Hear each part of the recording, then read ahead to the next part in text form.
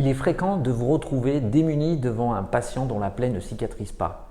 Que faire alors que vous avez mis en œuvre des traitements et des soins adaptés infirmiers?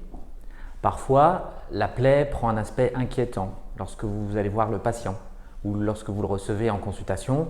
La plaie se dégrade très vite, elle nécrose, parfois on voit apparaître un tendon, de l'os ou alors le patient a de la fièvre avec sa plaie. Il faut savoir que les plaies sont d'abord d'origine circulatoire. Elles peuvent être donc artérielles ou véno-lymphatiques. Elles peuvent être aussi d'origine diabétique. Elles peuvent être dues à des problématiques de soins, des problématiques d'intolérance aux pansements ou aux crèmes, des problématiques de colonisation bactérienne récurrentes et enfin des causes plus rares. Ce sont d'abord les ulcères d'origine circulatoire, c'est-à-dire véno-lymphatiques et artérielles. Je vois également des escarres, des plaies du pied diabétique, des plaies post-opératoires et des plaies, des brûlures de la taille inférieure à la paume de la main, parfois des ulcères rares.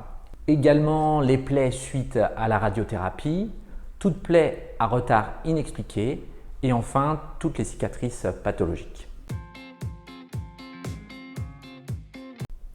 Mon rôle est de vous aider à identifier les facteurs de retard de cicatrisation et pour cela, je peux être amené à faire des biopsies sous anesthésie ou à faire réaliser des examens complémentaires, que ce soit de la biologie ou de l'imagerie, afin de déterminer les causes exactes du problème.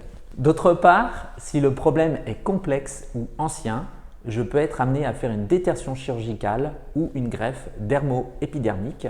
J'ai également un rôle de coordination entre les diverses spécialités parce que pour prendre en charge une plaie, il faut souvent beaucoup de monde et donc j'ai souvent affaire à l'angiologue, au chirurgien vasculaire, au diabétologue, au médecin interniste éventuellement et à l'infectiologue, voire même le podologue, le kinésithérapeute.